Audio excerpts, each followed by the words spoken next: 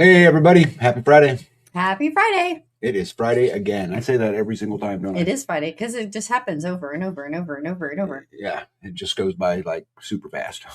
Yeah. Snap. I never thought that I would make it to 30, but I did. Twice? No, What? not twice. Come on now. Close. Don't rush that stuff. Close. No, I'm a long ways away.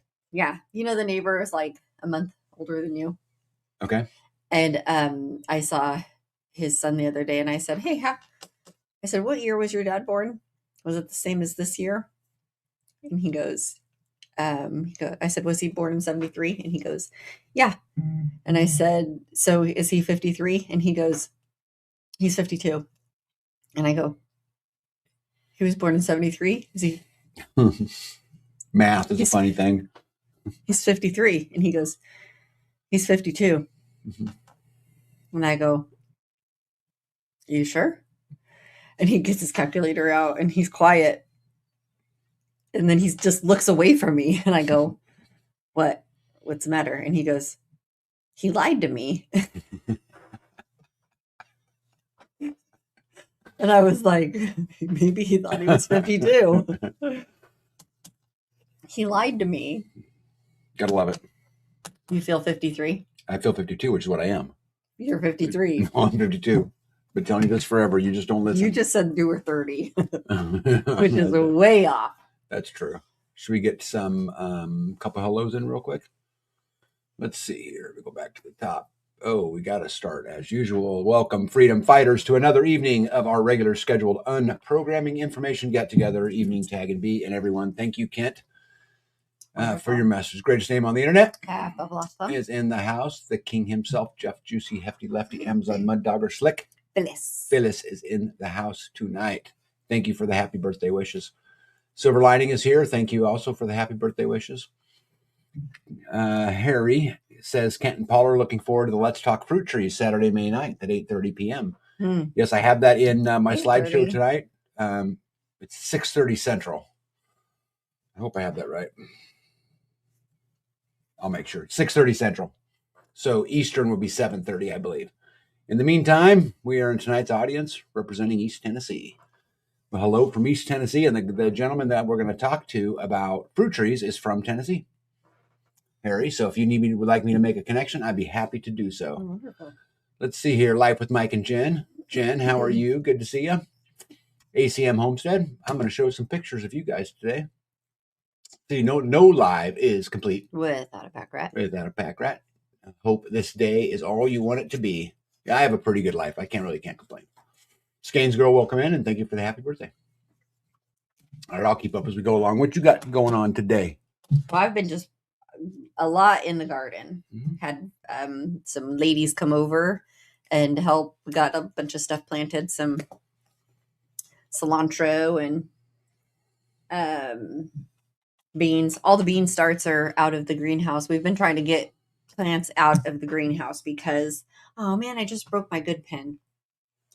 Because there's a lot going on in there. And so the beans were so tall that they were intertwining themselves at the top. So we had to take time and like unwind them, get them put in their spot. We put them in those little pots that you could like basically just rip apart. And then that's what we did. We just ripped them apart and put the whole pot in there so that it wasn't root bound. The Scarlet Runner beans, man, those are huge. The little beans they're not little, they're big beans. Scarlet Runner beans. I can't wait to see what this is. You've never grown them before? No, I got the plants or the beans from Jen, and then she Which started Jen? Mike and Jen? Life with Mike and Jen. Yeah. Okay. She started a snail roll of them, and then they got here and they were beautiful. They looked great. And then they got really tall. They were like a foot tall, and they were all twined together at the top and like going onto like a part of the shelving unit. So we took those apart, untwined them, planted those in with the brassicas, and then some of them didn't make it. So Jess from American Roots had some Agen seeds, and she started another snail roll of them. So when they like emerged from their little pod, we took them and planted those in the empty spots of the trellis. So we have some that are like one age, and then we have some that are another age. And I was thinking of getting the rest of the spots that are empty and putting beans direct sowing the rest of them so that we have a whole nother go round of them, possibly. I don't know. What do you think, Jen? Is that a good idea? She'll tell you. Yeah. Well, they're her seeds. So otherwise I can put a whole bunch of other different beans in there. But we got the beans out of the greenhouse, which is good. They will love it better in the yard. Yeah. Jen says, yeah, so the Scarlet Runners can run 18 feet. There we go. 18 feet. Yeah. Real quick, Lazy Loper, welcome in. Good to see you. Dana Green, good to see you as well. And RN, welcome in. Go ahead. Good thing we gave him a trellis. Yes. And then we'll just have to do like we did with the tomatoes and just fold it over and over and over and over and over. Yep. We'll see what that looks like. We only have so many trellises that go all the way over. Those are really nice. I would love to have a whole section of those like horseshoes planted in the ground. Anyway, so what else? We were working on the garden map, just trying to fit everything in, trying to make sure that we have room for everything, because we were going to put the tomato or the watermelon, the sugar watermelon. We have like 18 plants. We were going to put them in this one area of the garden, and Tag's like, that is not nearly enough room. You need to spread those out. Put them all over the food forest. Put them in the swells. Put them in. And I'm like, that's not what was in my plan. Okay, well, plant them where you want to plant them. And then when you can't deal with them, then I don't want to hear it. Then deal with them. That's easy. No skin on my back. So we've been working on the map, trying to get everything kind of put in place.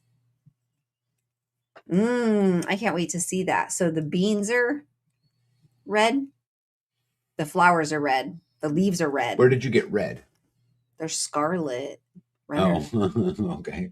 Got it. I assume they're red. Watch to say they're white. Red. We also got those cilantro planted, the like starts out of the greenhouse, because those were desperate for some dirt. So we got those started. Your whole greenhouse is destined for dirt. Desperate for dirt. Destined.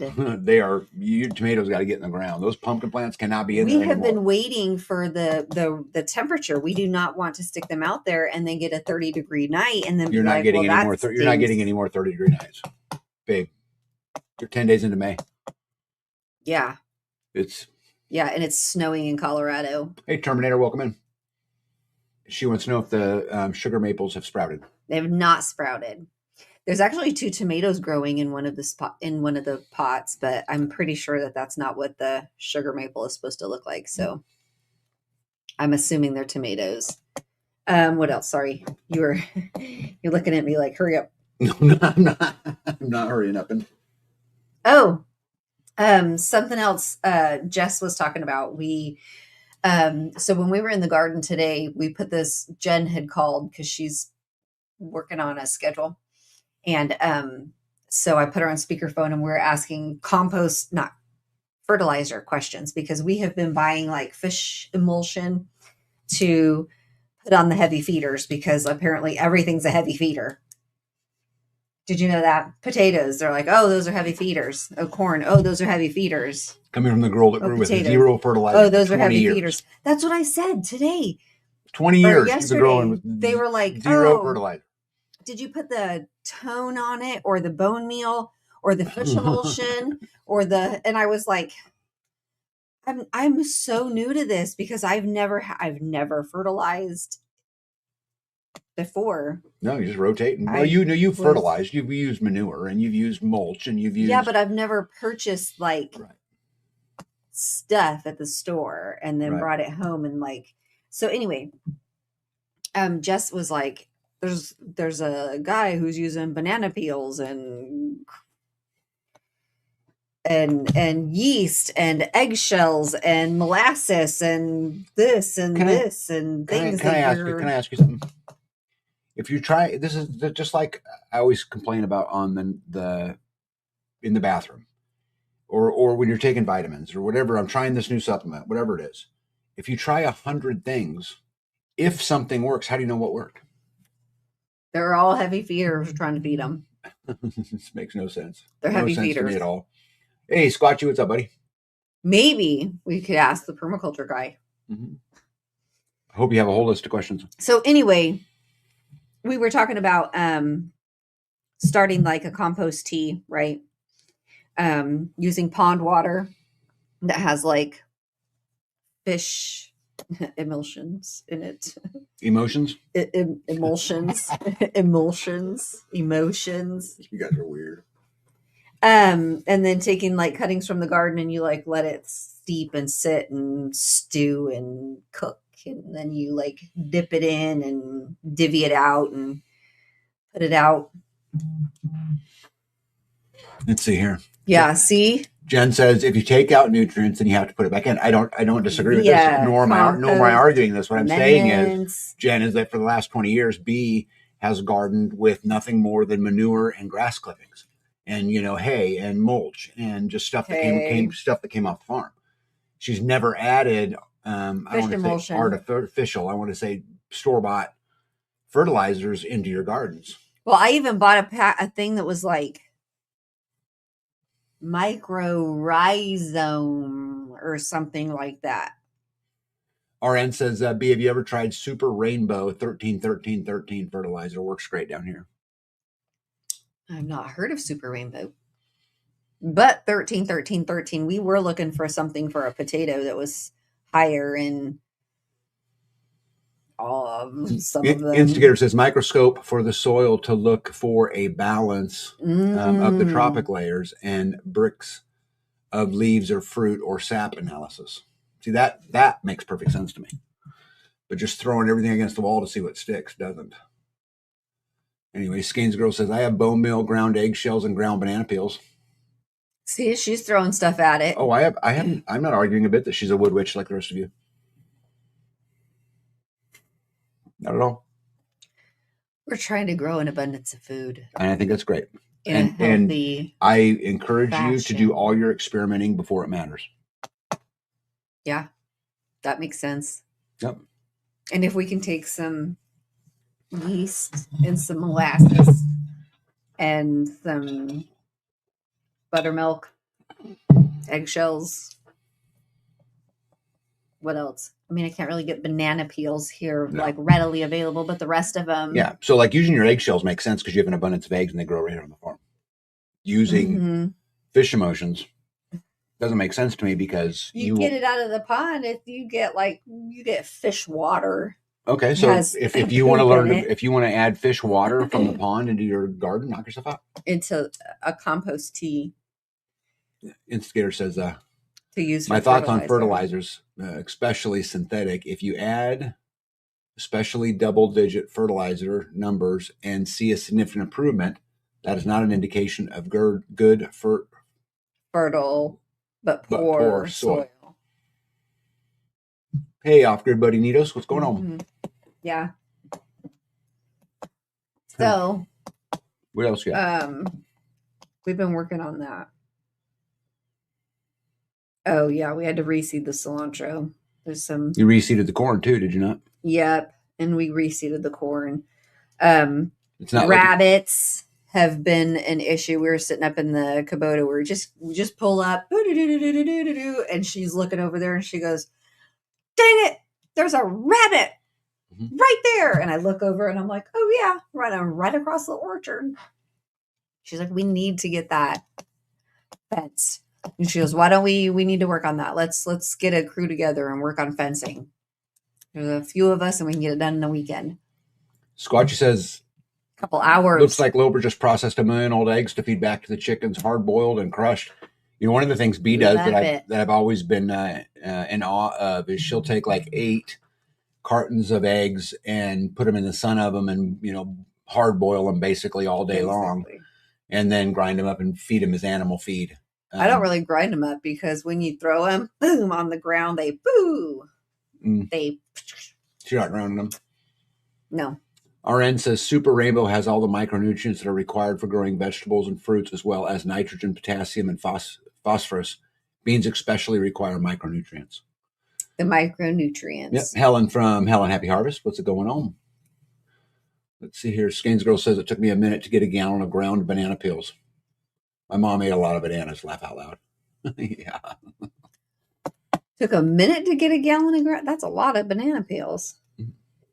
I don't think she's saying it took an actual minute. I think she's saying it took a bit.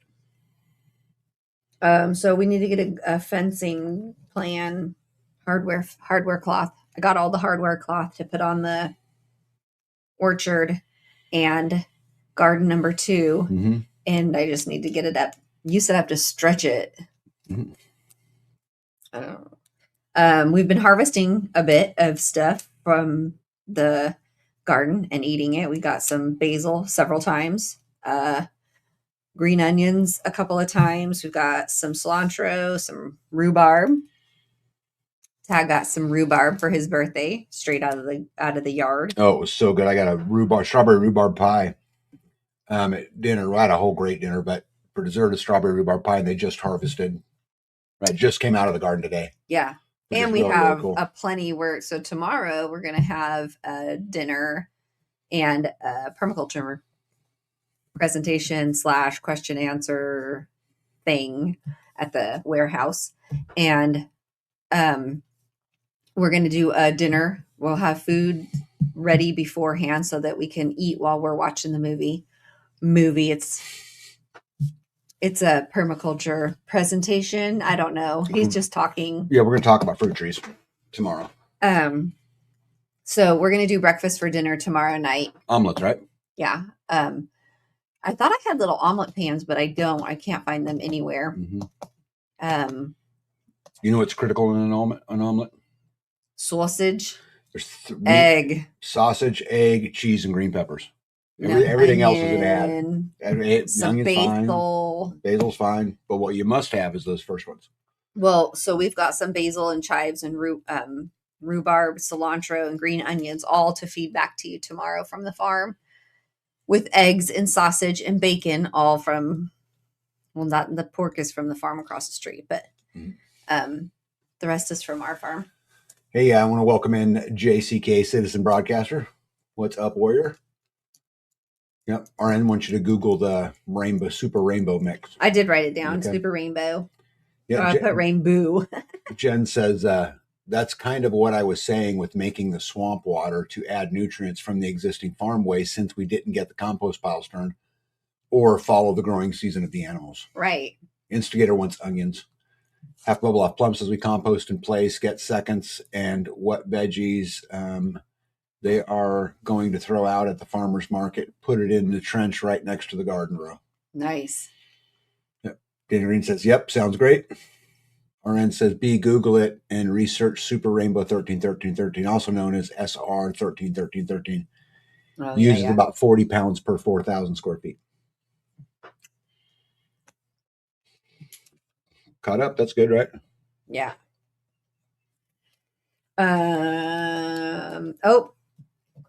MMR and I went and got a trailer load of blue barrels. 18 of them, right? Yes. And now B has the hookup for the blue 55-gallon drums with the screw lids. And now I have a couple of extras so I can make my swamp water. Swamp water. That's a perfect name for it. We'll put it somewhere not by the front, not by the house, because that's gross. That's going to stink, I bet. With kitchen waste and pond water, and I'm just glad you got a plan. We do. We have a plan. I'm going to work on my truck. Go ahead. Yeah. That's it. Excuse me. Is it on your front? Yeah. You want to go through some pictures? Sure. Okay. Let's do some of your pictures. So a lot of these pictures B sends me, and I don't even know what they're already context to them. So Yeah. Did you let the cows out? Well, so I let the two girls out, which are the two on the outsides of this. The one in the middle is Why don't you just let them all out?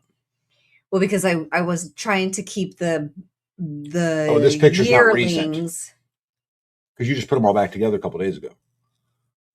Yes, well, that's only because of this picture. So this picture, I can't get them separated anymore. Okay. Because the two girls are with this boy and they are not, I can't get them separated. So I have the two yearlings in a field by themselves. So they don't nurse. So, well, yeah. And Louise goes, why don't you just see if they'll nurse? Like they've been apart for 45 days. Why don't you just see if they'll nurse? I agree with that. And so I just, because I couldn't get these guys separated, I just went ahead and put these guys into paddock 1 with the others, and they are not nursing them. I don't know if they're not wanting to, or if these guys were kicking them off, but they're not nursing. Moo, the black one with the pink ear tag right there, I believe she's bred. The red one, I don't know, because she is super, like, she's super skinny on her hips, I guess, are really sunken in. I'm having to, when I bring them in for the they've been out to pasture. I've been bringing them in, and I'll give her a second scoop of grain, which is a cup. And then I have a Amfram or something like that. Amfran, that is like a prescription. It's not prescription, but it's like a medicine feed that you give them, like just one handful a day, and it like help just their rumen to be. Gypsy says, "Hey B, take Free Man to market." That's a great way to separate him. I could do that. Yeah, he is bigger than everybody else. Yeah, Terminator said, "I have never bought store fertilizer in 47 years. This is my first year. I don't like it. I hate it." Nito said, "New load helper guy at the feed store asked me what he's doing wrong with his fruit trees because they keep dying on him." Yeah, fruit trees are not my strength either. We have a lot that have made it, but we have a lot that have died. But all right, what about that? These guys are like little monkeys. You know what I love about this picture is that goat in the back there. You can barely see her tilting her head around the 4-wheeler. Oh yeah, peeking around. Corky. She's actually on the ground right there. That's Corky, right? She's looking up and around. Yeah. Yeah. This is the mama is Brownie. And the black baby belongs to her. Yeah. And the other two are together. Yeah. And it doesn't matter where they want to be on top of something. Yep. Whether it's the lawnmower, the 4-wheeler, the wagon, the trailer. Mm-hmm. It's a good picture, though. Yeah. What happened? Oh, yeah. For those of you who are squeamish, I'd avoid these next 3 or 4 pictures, but you want to tell the story? So do you have the other picture? Because I have more pictures, yeah. She came to me and she just had one little like spot of blood. Right, yeah, that. So she came to me like this, and I was like, oh my gosh, what happened? There's like obviously a dribble of blood coming off her forehead. And so I just took my napkin and I like wiped up and I just applied pressure, and then I let go and the blood just started coming out again. And I was like, okay, wipe it again and press and hold, press and hold, press and hold, press and hold, and then like let it go. And then it starts dribbling again. And I'm like, oh, crap. And so that's when I kind of like used the napkin and kind of pulled it apart a little bit. And that's when that second picture, because right here, this is when it just happened apparently. And so that with the picture with my thumb, that's when I like wiped it and brought her head down, and then it like kind of like opened, and I'm like, no, that's not supposed to be like that. So I sent the picture to Tag, and I'm like, what do you think? And he's like, that needs stitches, I think. And I'm like, I was hoping you weren't going to say that, like some Manuka honey or some. Lazy Loper says you could have used cayenne pepper to stop the bleeding. Well, it did like stop for the most part. It was still gooey. I sent this particular picture to the vet, and he said that she'll live like that. She'll be fine. It'll heal faster and cleaner if you put a stitch in it. And so I said, let's just put a stitch in it because I don't want this open and I don't know what she's doing. Yeah, Gypsy says, don't have barbed wire? We do not have barbed wire. Well, there is a roll of barbed wire up there. Yeah, but it's in a roll. This is her chasing a rabbit and running into a pallet full of sheet metal or something like that. That's what this is. Dived into something. Yeah, she got into Sanford Row and found a pallet of metal, or she ran into something and it just split her head open. I guarantee you she was chasing a rabbit because this dog lives for chasing rabbits. That is her only attention. Yeah. Like, that is what she's on. So, and she's doing that now. When the vet said when he was stitching it up, he goes, "This looks like barbed wire." I'm like, we don't have barbed wire fencing anywhere like put up. But so there was, when I was looking around going, what did she cut herself on? Like, well, maybe I have to fix something, right? Like, is there metal on the building? Is there metal somewhere where I need to like tuck something over it, a pallet over it, the corners or something? Cause that, I don't want to see that again. And, I was looking, there is actually a lot of places that this could happen. A lot of places. Yeah.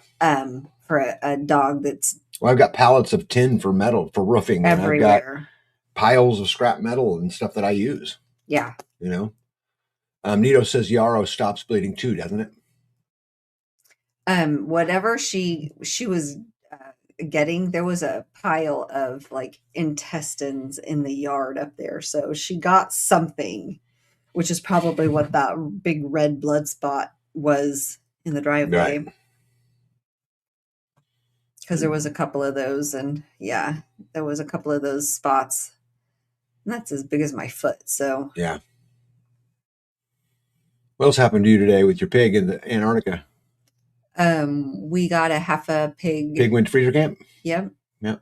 And ended up with, I think I counted 37 packages of brats. I had the majority of them put into brats, and then I got the bacon and the few roasts, the ribs, and the rest was just into sausage. I'd already had quite a bit of sausage in the freezer, ground pork and ground sausage in the freezer from the last time. So the brats were a nice addition to the freezer. Put us through till next year for sure. Yeah, which is cool. Lazy Loper says yarrow is also really good for deep wounds that need sutures. Just chew it up and apply. Oh. And bees got yarrow everywhere. Yeah, it is volunteer in a lot of places on this property. Yeah. It's prolific. Yeah, it's like wild strawberries. It's everywhere. I love it. It's amazing. Yeah. What a blessing. Look at that. What a blessing. We found 20 guinea eggs in a pile, and there's a guinea sitting on it. So like when I walk over there, she's like, and she leaves when I try to touch her. Just outside of this pile was another pile of 3. So I don't know if they were like trying to start a second pile, or maybe they were. Yeah, this is in our food force. Our food force is fenced. The guineas have figured out this is a great place to raise their young because the dogs can't get in there. Nothing gets in there. Yeah, I'm going to try to break them of that because they are pulling the mulch off of the mounds. And so I think it's worth it, babe, because I watched them one day. Just clearing the ticks. They're just going. They are eating the bugs. They're eating the bugs out of there. And if you got to deal with a little bit of mulch, but you don't, have as much pressure on, the potato beetles or the, Japanese beetles that attack your grapevines or, whatever it is, I think it's well worth them raking the mulch back in. Because they are going through there and eating the bugs out. They are. I watch them when I sit up there and I drive by. I watch those guineas are in the potato patches, picking up bugs. You know, what a great natural way without having to spray anything to help control some of that. Yeah, and you could see them chasing the bugs. They don't get away very often. Yeah, Lazy Loper says that's awesome that it just grows wild for you. Yeah, everywhere. Our farm, we've actually super blessed. There's food and herbs everywhere. There's quite a bit of stuff. Yeah. We find new stuff all the time. Yeah. And like now I'm like, what is all this sticky weed? And she's like, that's cleavers. Save it. Who's she? Um, Which would which? I think that was Lisa. Okay. And then MMR goes, I'll take it. And I was like, come and get it. Yeah. That's the corn. It's perking up a little bit. But that's what you replanted, right? We ended up putting seed in the ground as well. So we'll pluck whatever we don't need in there. Yeah. Or just cut it off. Yeah. That way, we have walking paths through, like, see, there's a major walking path headed east and west. There's another one headed north and south. So there's actually 4 plots of corn there with enough room to walk around and plant the squash and the beans. We have sunflowers on this back row against the north side. And a couple of them have been eaten off by a rabbit. And this was the section. So in this particular area, Jess and I fenced in with the hardware cloth, the east and the west sides. The north side was already done. And now it's just that south side. And they just come right over and start eating the things right off. Speaking of Jess, American Roots, welcome in. Our end wants to know if you have comfrey and plantain. Yes. Everywhere. We have a little bit of comfrey. Oh, yeah. You think? We have one particular kind. She could supply the county with comfrey. No, he over exaggerates. I've got 5 really good piles. No. 10? Not true. How many do you think? 15, 16, 17. Come on now. Okay, I'm going to do a video. I'll prove it to y'all. Because I know the answer. Him. He knows the answer, 15, 16, or 17. Mm-hmm. Yeah, well. Plantain kind of grows all over the place here too. That's the rhubarb. Yep, we're harvesting rhubarb. That was harvested today and made a pie out of today. And it was delicious. By the way, Jess and Joe, you guys had never had strawberry rhubarb pie. What do you think? Because I loved it. I thought it was fabulous. She goes, it's like eating jam. Because it's strawberry, it's gooey. It was hot out of the oven, so it wasn't like solidified or cold. It was, she's like, it's, real sweet. Mm-hmm. The chunks of fruit in there. Mm-hmm. And she's like, can't really taste the rhubarb I could smell the rhubarb. It was great. Anyway. There was a lot of sugar in it. Potato rows? Those are all potatoes. These are looking great. Yep. This is half of our potato crop right here. Yeah. Looking at. This is the white potatoes over here. And I'm trying to talk the girls into allowing me to plant something in the rows, in the walking rows, like watermelon or flowers or something. And Jess is like, how are you going to keep me from walking on them? And I'm like, you're right. I don't know. I just know that I had to weed eat that, and I don't want to weed eat it. What can I plant in there that I don't have to weed eat? Well, yeah, I think you could plant it in there. You just gotta be careful where you step. American Roots said, thought it tasted like strawberry jam. What did you think? I loved it. It tasted like strawberry rhubarb pie. Because it's like when you take a bite, you get one flavor, and then you get a different flavor as an aftertaste. Like you taste them both. Yeah. I enjoyed it. But looking forward to a bountiful potato crop this year. Yeah. I have no idea why you sent me this picture. Oh, that's all cilantro.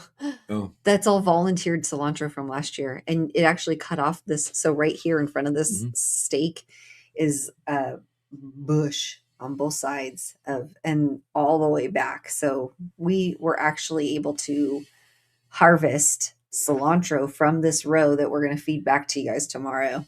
Cool. So, okay. She says, what is growing near the tree in the background? Black raspberries. Oh, are you talking about the teepee in the background? No. B, what is growing? So this is all I could think of is what's right underneath that tree is black raspberries. If you're That talking is about the teepee looking thing, that's a bunch of 10-foot posts sitting up there. 1 1/4 inch steel pipes that I make fence out of. That is actually the property line right there. So the tiny tree in the background is not ours. The tiny one isn't, but the big one is. The big one is. Yeah, those are my poles that I'm having welded up in there. What were you doing here? I don't know. Mixing seed? I was putting all the sunflowers together, putting all the marigolds together, putting all the... You guys see the condition of the inside of her Kubota? These are seeds stacked together. And there's clippers, there's snail rolls, there's mycorrhizome stuff. There's what? Just listen to you. Talk about there's onions, there's sunflower. This is all stuff that's getting ready to go in. And then I have an entire, I got a bucket of what is it? She gets in a bucket, cat litter. Oh, cat litter. Cat litter in a bucket. It has this lid that like flips up and down. Okay. And I was like, I love that bucket. And so she was like, it's so heavy for me to get that. And I was like, I'll get you the bucket and I'll carry the bucket if I can have the bucket. And so I got these buckets from your mom. So I could flip these lids open and grab seeds in and out of. And then you close it. I have a mouse inside the Kubota that's eating the peanuts for the crows. Jess, America Root says you were laying out direct sows, all the flowers, beans, onions, etc. Yep. It's funny how she remembers what you were doing. So she's the one that took the picture. Yeah, right. Oh, I love this. Oh my gosh. We're trying to that's the famous tag broad fork that I made out of leaf springs and steel pipe. So it's 100% steel. And they were turning it, and apparently you got to help her. Yeah. So when you put it in the ground, you have to get it. You have to work it down into the ground. So I had a little weight. And I'd say left and right. And he'd go left and right. And it would work itself down. And then I'd push it down and he would go all the way down to the ground. And he would hold himself on there and then come all the way, like he's doing push-ups all the way back up. And so, yeah. And then it was cool. It was one kid and then it was like, my turn. Yeah, that's the world famous Fin Man. And if you know Fin Man, you know why he's famous. Skane's Girl says loves cat litter boxes. And Hippocrates says, so your bucket list? Yes. Insane. A good bucket is a good bucket. Nito says, oh my gosh, that is a workout. Yes, that is a workout. Broad forking's hard work, let alone having and I have no idea what he weighs, 70-pound boy. Oh no, he's little. You don't think he's 70 pounds? He's probably 50. All right. Yeah. These were the beans.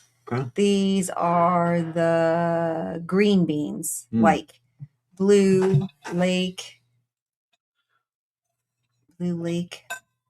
something green beans, is what is on the left and then the right. So we put cilantro in here yesterday, came back in here today, and the tops of the cilantro, some of the cilantro have been just nipped off.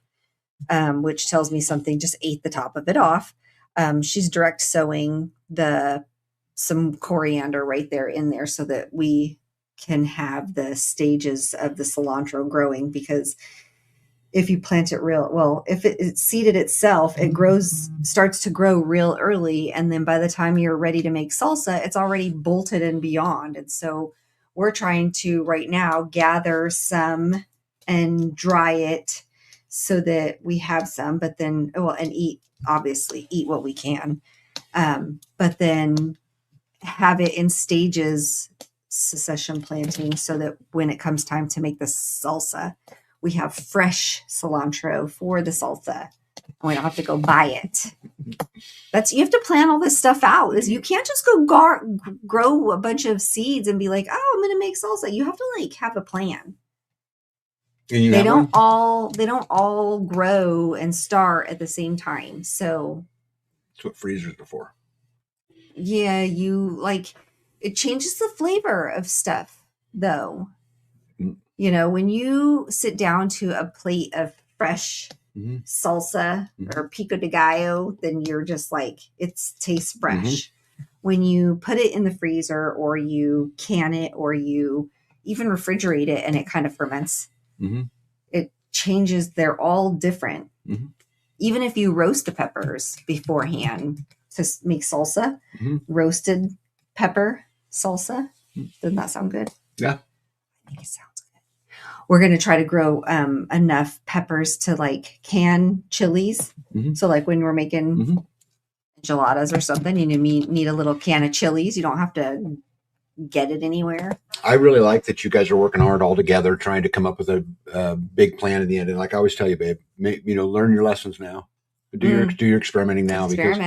Because the truth is, if something fails, we can buy our way out of it. You know? Oh, one other thing. We were talking about like paprika. And you were like, or one, I don't know if it was you or Joe was like, oh, paprika is just bell peppers. And we're like, no, it's not. It's a particular pepper. It tastes like something else. It doesn't taste like a bell pepper. It's not a bell pepper. Jess, we asked her today. She goes, or Jen, she goes, Jess asked Jen. Blah, blah, blah. She goes, what's a paprika? We want to make paprika. And she was like, oh, it's a particular pepper, the blah, blah, blah, blah, blah pepper. When's the last time you put paprika in anything you cooked? I like it. You put it a little over deviled eggs. You put it in a lot of things. Like what? What's the last time you used paprika? Paprika. I put it over deviled eggs. When's the last time you made deviled eggs? It's been a minute. How long would you say? Just take a guess for me. A year. Okay, so the last time you used paprika was a year ago, and you're worried about growing paprika? Maybe if I knew how to. Got it. And I made my own, then I would know how to do it. Lazy Lover says, I'm growing cilantro in the house so that I can have it all the time.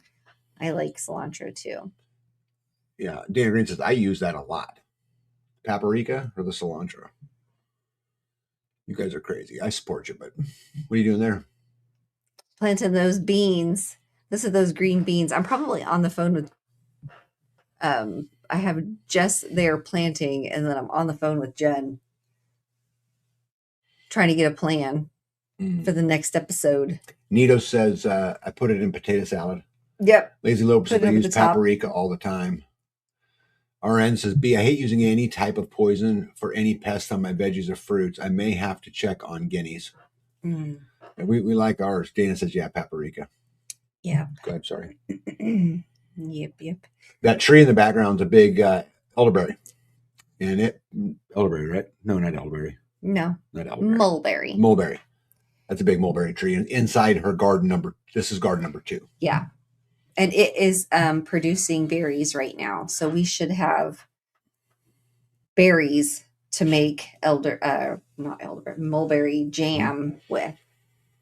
Jensen, there was a paprika pepper at our garden center. I read the recipe that combines the sweet, bell, and chili. So we shall see. La, la, la, la. There we go. Dana Green says, sometimes sweet paprika, sometimes smoked. All right. Oh, this is a beautiful story. So this is a beautiful house. This is a house that went up for sale a while ago. And a bunch of people who thought about moving to Kansas looked at this house. This house was made in 1896, if I remember right. Correct me if I'm wrong, because I know the owners are in the house tonight. But so 125-year-old house, better than that, almost 130-year-old house. And guys, I'm going to tell you something. It was old and it needed a lot of work, but I had never been in a straighter old house. Like this house was built well. Every wall after 130 years was level.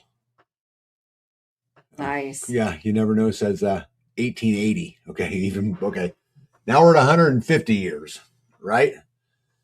But them walls are plumb, square, love. They're just beautiful, beautiful, beautiful. But anyway, so we did a homestead rotation last Saturday, and our mission was to take all the old siding down. And so we were just going to take the siding down, get it in a burn pile. So what was this? Pine? It was all cedar. Oh, wow. They had painted the cedar. Could you imagine that house brand new without any paint on it? And just cedar Oh boards. my goodness, it was absolutely beautiful, beautiful, beautiful, beautiful. But like I said, it'd been through a lot of paint jobs in its 150-year life and those kind of things. It's got that old wood, And they didn't beautiful want to just oak paint it again. staircase. No, it needed to be replaced. Oh, I mean, it'd been up there a long, long time. But anyway, so we decided that they asked if we would come help, and so we said, yeah, we'll come help, and so we spent the day removing sidings. I just thought I'd share some pictures with you guys. There's the beautiful Louise. Yes, right. Sitting there. What helping. is on the board? What are those boards? Okay. So obviously that's where the blown insulation goes in. Yeah, that's right? where someone later on came in and blew insulation in. Right, they drilled holes at some point and blew insulation into. But there's no plywood. Instead of plywood, they just used those are 1x6s? Those are 1x6s and 8s and whatever, and they're all they go catty corner. They run at a 45-degree because that keeps the wall from twisting around. Like that's really good. Like that's really, really good construction. And they were probably built in place. Yeah, it's great. You can see what's underneath it. You can still see some siding up there. Is that tar paper or that's the siding? No, they had some tar paper, but what was funny is there were some places where they put newspaper back in the day.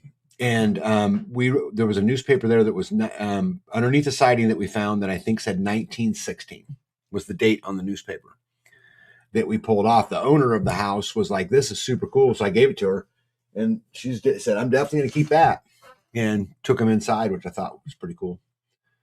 Pockety said, I don't think they had plywood in 1880. No, they did not have plywood. Those are all 1x6s, 1x7s, 1x8s. They're all different sizes. Probably a lot of different sizes in there, but really cool. Yeah, Lazy Loper said that would be really cool to have real cedar siding.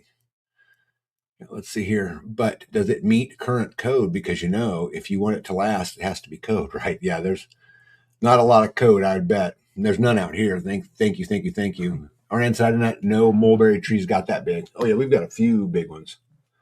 Oh yeah, there's one in the back side of the dam that I can't even reach the fruit on. Yeah, Gypsy says that house survived 3 tornadoes.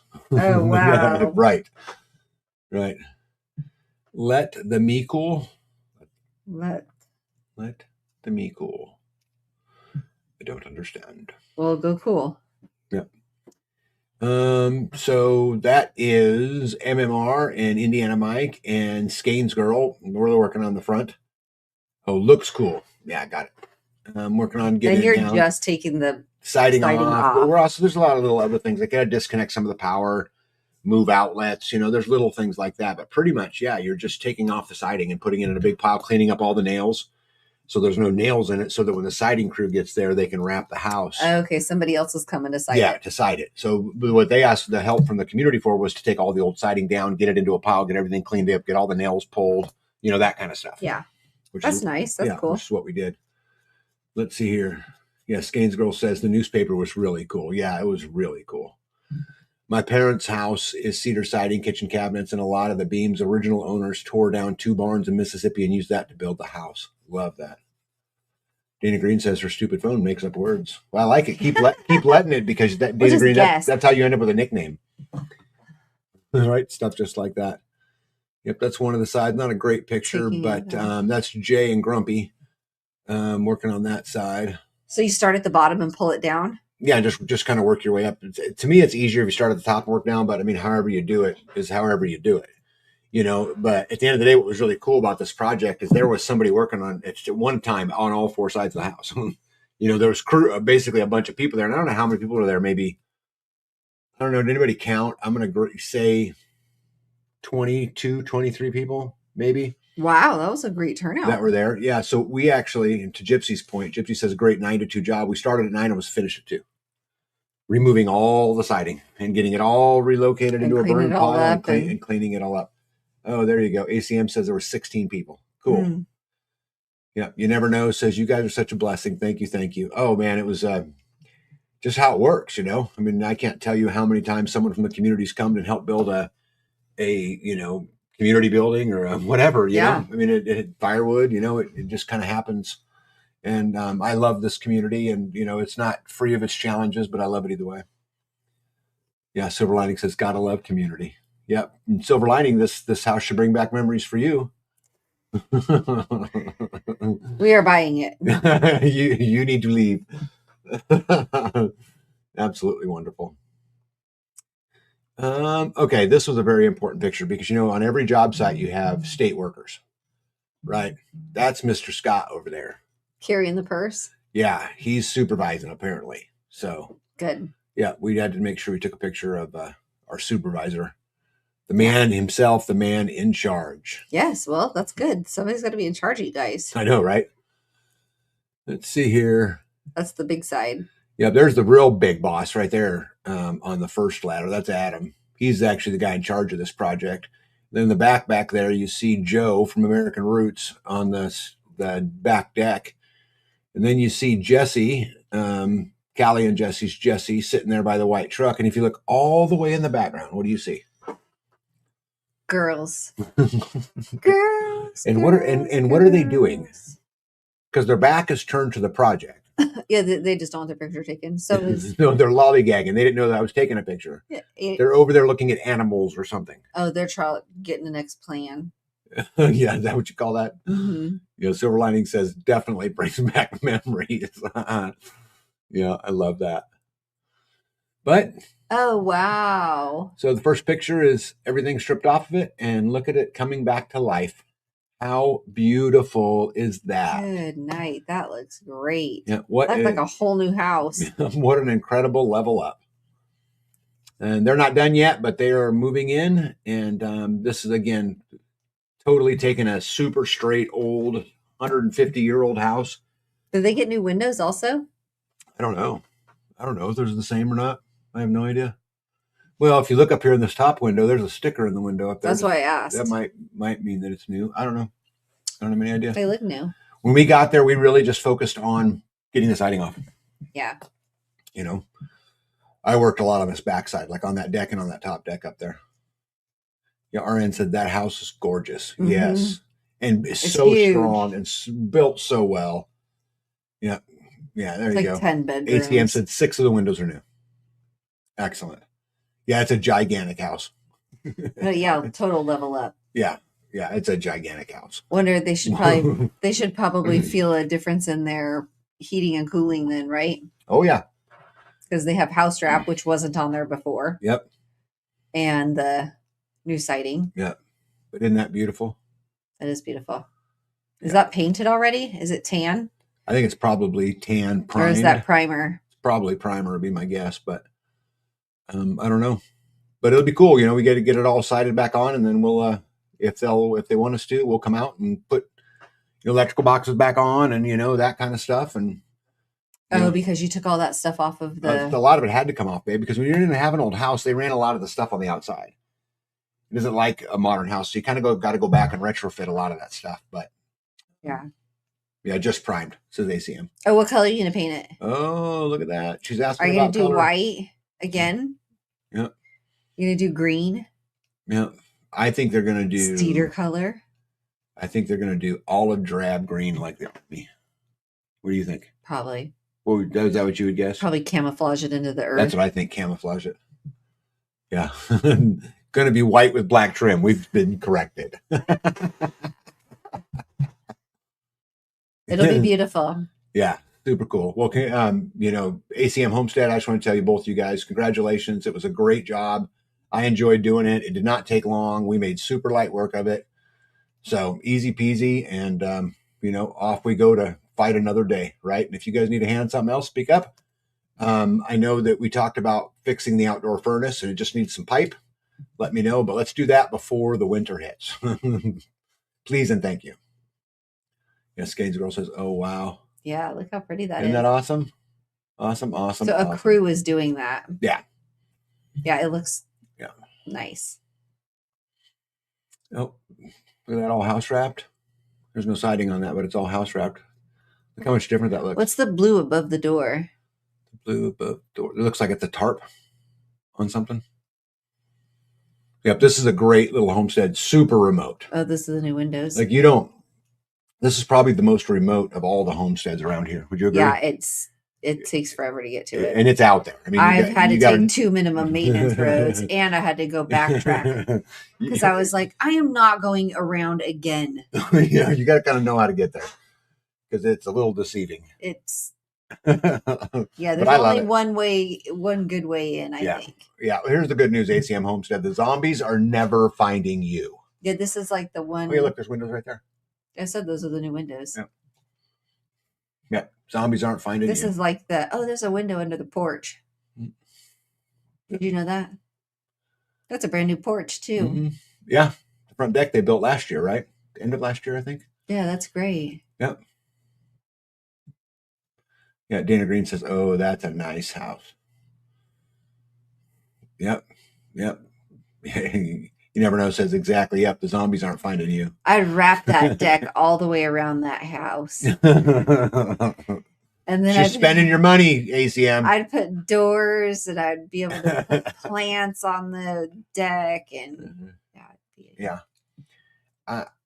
Adam and Cindy don't seem like the hoarder type to me. You're a hoarder.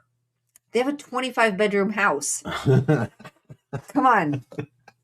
If I had a 25-bedroom house, you wouldn't see my stuff either. You do have a 25-bedroom house, and I see your stuff everywhere. Quit going to my rooms. Stay in your own rooms. Yeah. Skanes Girl says, I can't wait to finish the job. Yeah. Yeah, you never know. Says they'd love the wraparound deck or porch. Yeah, that's cool. Yeah, B, you got the right idea. Yeah. Well, that was fun. I'm glad to do it. Hope we get to do another one soon sometimes. Is that a room up on the top? Is that like a third level up there? What's in the attic? Probably a third room. I bet it is. I bet it's an attic room. Yep. As George Carlin said, get a bigger house and you'll need more stuff. Yeah. Yeah. He does. Yeah. I could write. Oh, could tell a story. I don't want any more stuff. Book. Maybe some jars of salsa. I would like to start fermenting. You used to ferment all the time. No, you make great sauerkraut. Yeah, but I want to try like different stuff, like carrots and onions on the counter. Yeah, it's a pigeon poo attic. Where the pigeons live. Nuh-uh. Yeah. There's birds up in there. Adam trains pigeons. You didn't know that? No, he doesn't. Yes, he does. That's not good for you. He does courier service to Kansas City. He wraps a little thing around there. He is ankle. The Pony Express. Yeah, that's right. He's the Pigeon Express.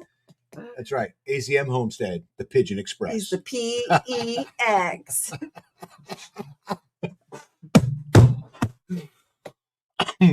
Poor Adam. Poor Adam. All right. So tomorrow at 6:30 Central Time, Regenerative Orchards, Tim's going to be in the house. So we're going to broadcast it live.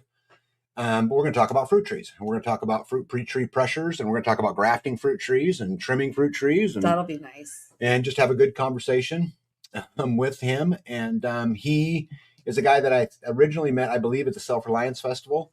And he's in the lives quite often here with us. And so you guys will get to meet him live.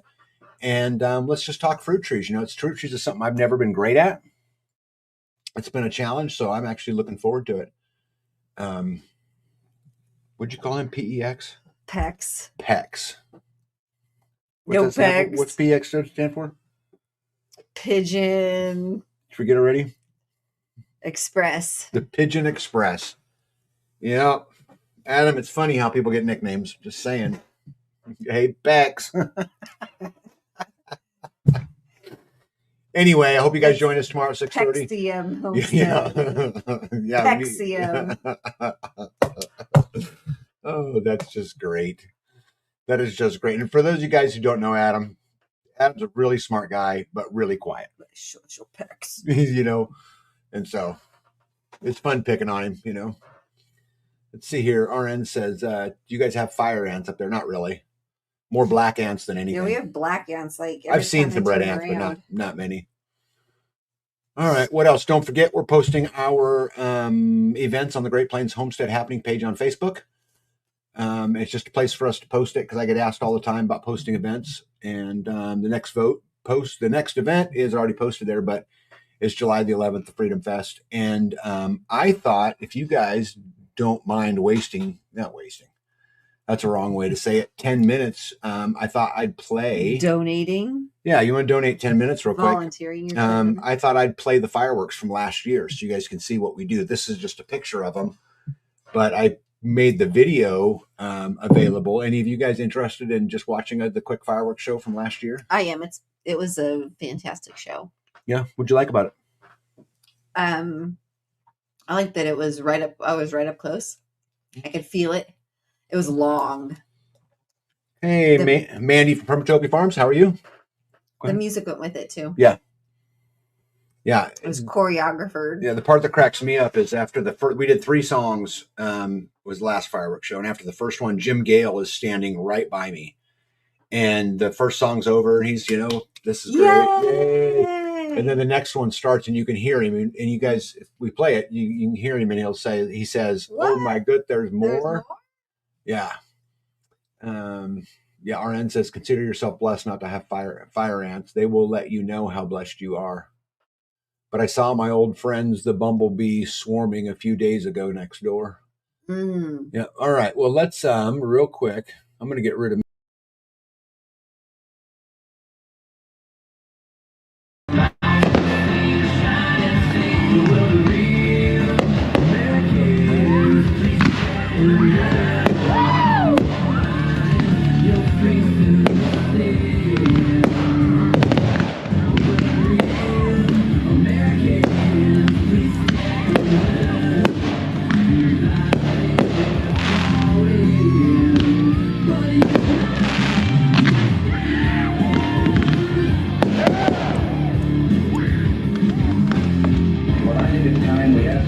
We still know the freedoms that were intended for us by the founding fathers.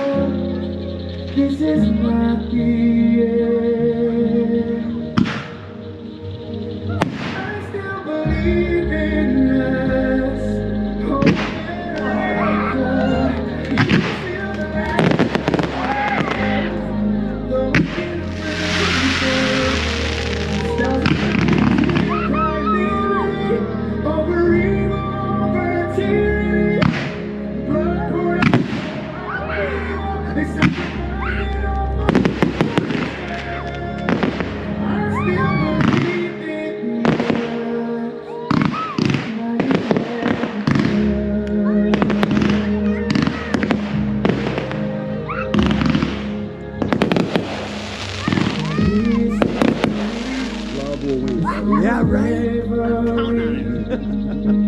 Heroes fought for our equality. Now is the time to release and forgive our faults. Does you not feel divided we will fall? I still believe in us.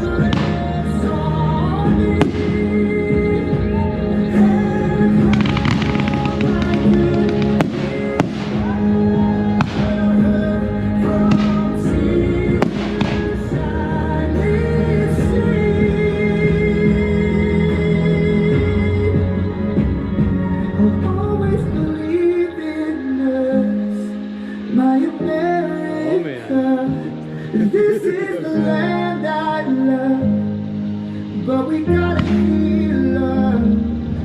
Let it live,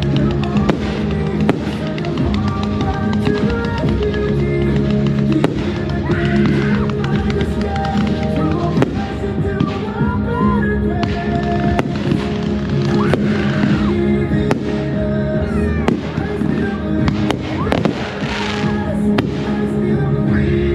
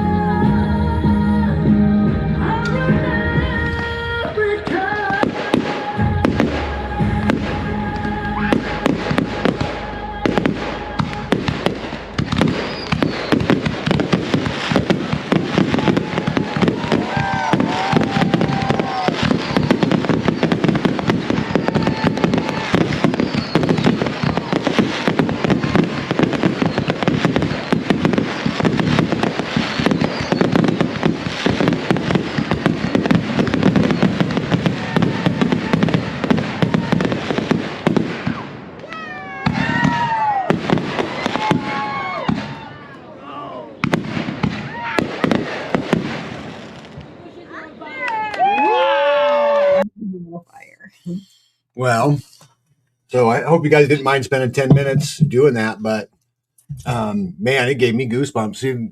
Even though I lived it, I was there, you know. I don't remember all the. I guess it doesn't necessarily kids, but all the. Woo! Oh yeah, yeah. Well, what's one thing that's cool about it is because of where it's at, you're right up underneath it.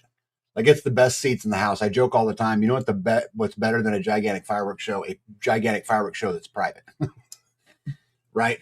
Behind security, behind locked doors, behind all of that stuff. That was 3 songs, and this year they're going to try to double it. And asked me if it was okay if we use something called a fire cannon. I don't even know what that is. Oh but no, what is that? I don't know. We'll figure it out. Yeah.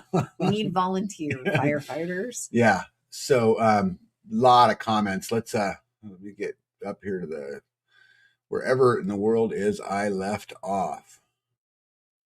Let's see here. Pack Rat says I like the lights and booms. Yeah, Perpetuity Farm says, man, I am feeling the freedom of the 4th. You guys, I still believe in, America, and I still believe in what she is and what she's supposed to be, and we need to celebrate it. And I'm going to tell you guys something. What better way, what better excuse than to take time to come celebrate with a bunch of like-minded people than the 250th anniversary of America's birth? We're going to celebrate the 250th birth of this great country on July the 11th, and it's an open invitation, and we would love to see as many of you there that can come. Yeah. Mrs. Hacks, the freest people I know, that I had tears running down my cheeks with the music and the fireworks. I did like the music. Yeah. And they're saying twice as many songs, and he's already got a lot of it worked out. That's a lot of minutes. It's a lot. That was a lot of fireworks. And you don't even think about how many fireworks go off at that scene. No, that was 11 straight minutes of fireworks. And they're going off fast, in a lot of cases. But That's a lot. Freesteader welcome in says leave any comment and like for the algorithm. Thank you. Oh, nice. JCK Citizen Broadcaster said probably the best fireworks display ever. Yeah, it was absolutely amazing, and can't wait. I mean, we're so close. We're 2 months away right now from it. 2 months, right? A lot needs to be done between now and then. Yeah, I need to get. Maybe that's something we can have help with, the cutting the stuff off the dam. Yeah, we'll have to in another month or so. We'll have to get way into it. Terminator says beautiful. G-Dog said, what was the budget? So we are very fortunate. And this happens a lot in community, but you find, when you take a big stance and you take on freedom, you get allies in your corner. So like the last year's fireworks show, that guy donated all of his time, all of his energy, and the fireworks. We didn't really pay for any of it last year. This year, we're on the hook for the fireworks. And so I don't totally know what the budget will be yet. But I'm pretty sure we'll be south of $5,000 to do another one bigger this year. We'll see. Scott says Paul did a great job. Paul did an amazing job. Yeah, Mrs. Hack says an amazing job. Excellent. Yeah, excellent. Nito says there's an art to setting up those shows. Yes, there is. Yeah, you don't think about all the little details. Yeah, Hacks for the Homesteader says, where could a person donate for this year's light show? Yeah, Scott. So Scott is the direct contact, but you can contact me too. I'm sure we can figure out any of the payment systems, but we would love any donations we could get because it's a lot to put it all on every year. But, I don't come on here to do that. But someone wants to, you are more than welcome to. And like I said, we're a long ways in right now. We have most of the money, I'll say most, 60% of the money raised already for it, and we're just still working through it. But we'll definitely get it all either way. Jen says, US. Yeah. Gary Davis says, better late than never. Just returned from Vietnam, crazy town. Well, welcome in, Carrie. I'm glad you're here. Permatopia says, wow. Jen says, holy moly, a massive thunderclap just rattled the house as the finale was starting. Oh, look at that. Yep. G-Dog gives applause. Mrs. Hack's best show I ever seen in my 50 years of life. I thought it was a great show too. Yeah. Well, again, what a great reason to get together. We spend so much time, all of you people who are on here in this live, we spend so much time talking about living free and living life according to our own terms, which is all that the founders set out to do. They didn't give us a constitution to give us any rights. They gave it to hamstring the government from taking our rights. That's a super important distinction. The unfortunate part is that we're on watch and we've been sleeping.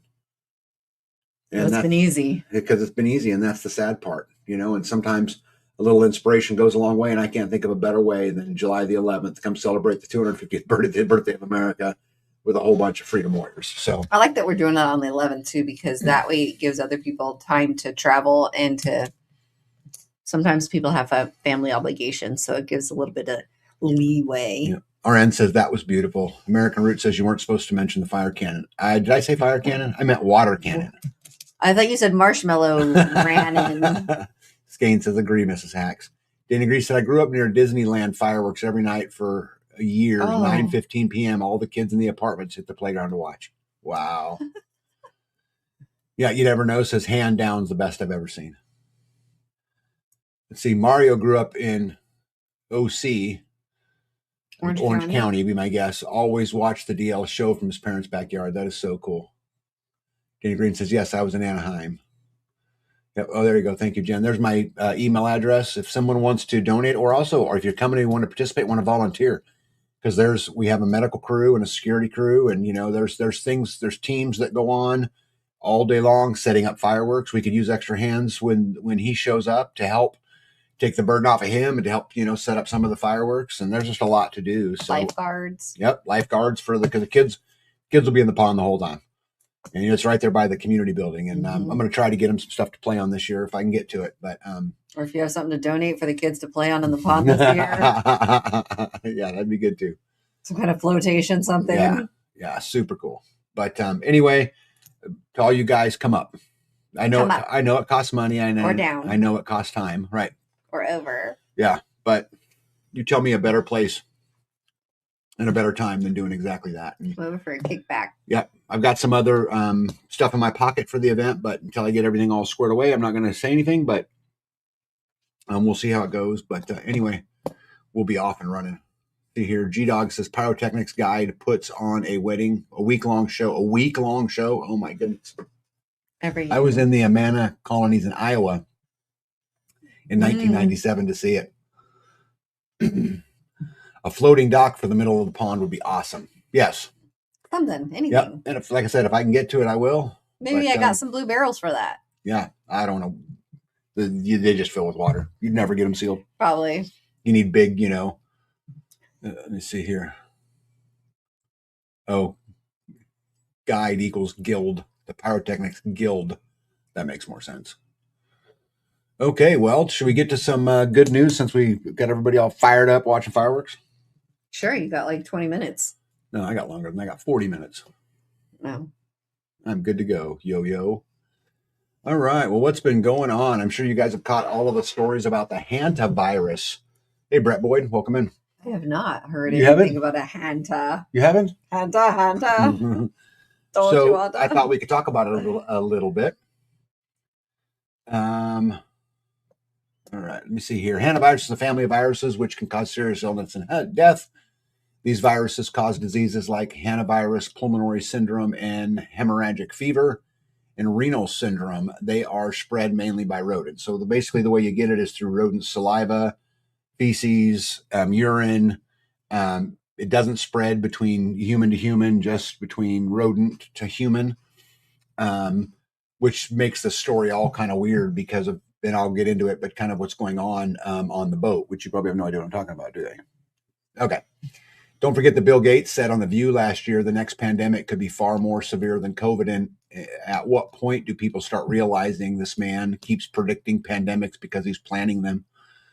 Conservative Diva says a luxury cruise turned into a floating quarantine zone, 3 dead, a rare virus spreading and nowhere to go. Officials say that hantavirus, possibly a strain that can pass between people, and the ship is now stuck off Africa while passengers are waiting it out. Now, that's a little bit of old news because some of that's changed.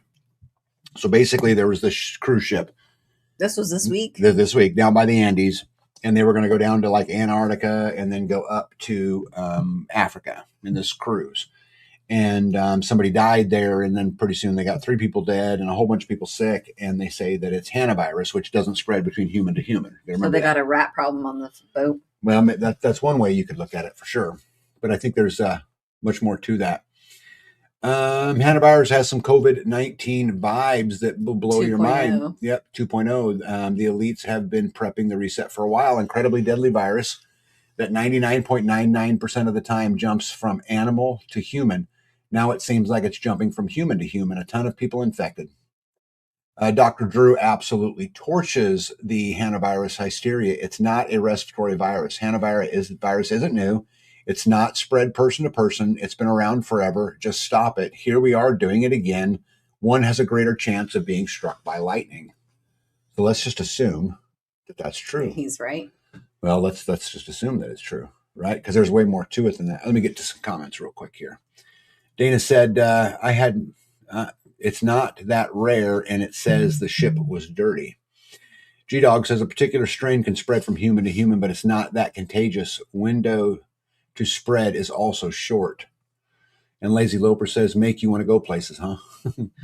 Yep. But don't forget, back in 2024, so just 2 years ago, 323 deadly virals vanished from an Australian lab. Hantavirus and near 100% fatal rabies were some of them, lost in a freezer transfer.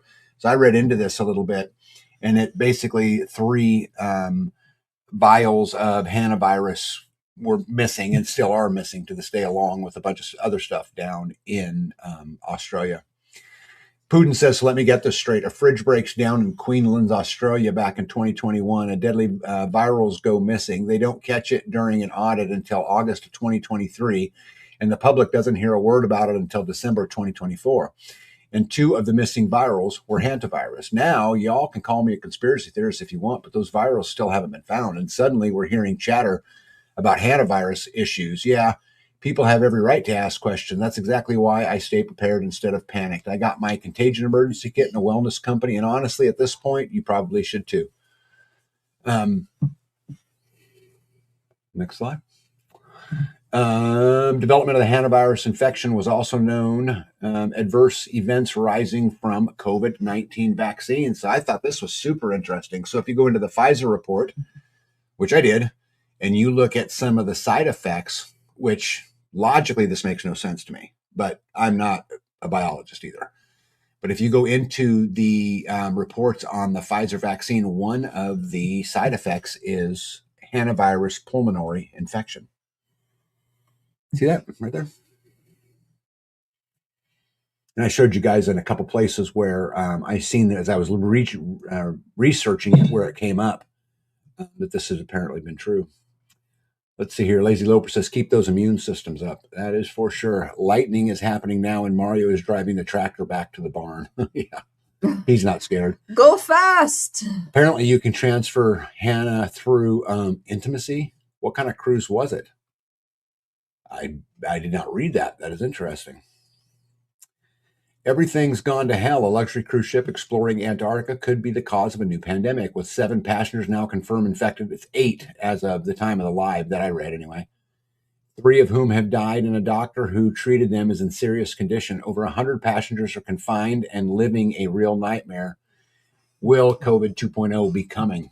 Pay close attention to the masks they're wearing while removing the infected hantavirus patients. If they really thought it was hantavirus, why are they so dressed up if it can't be transmitted to humans?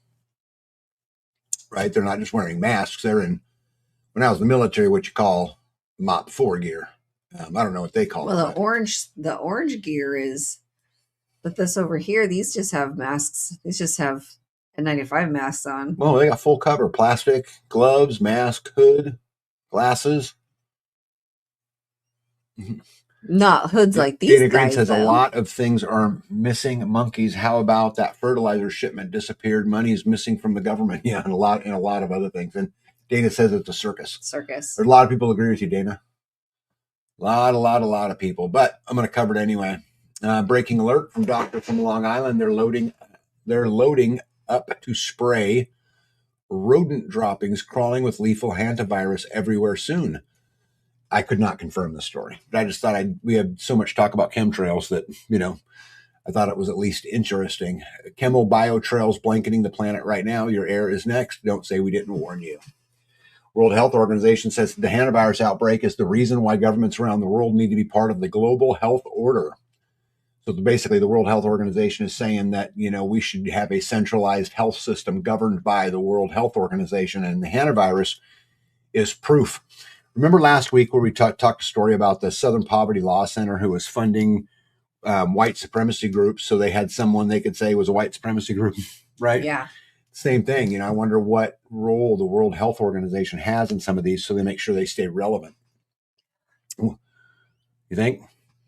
We really need this incident, this outbreak to show, and this is quote, we really need this incident, this outbreak to show why the world needs a global entity that connects all of this.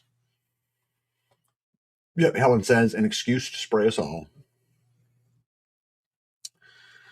Let's see here. Another interesting theory that I thought was Mistress Dividend came out and said that there's a sister kind of hantavirus called the Andres virus from the Andres Mountains.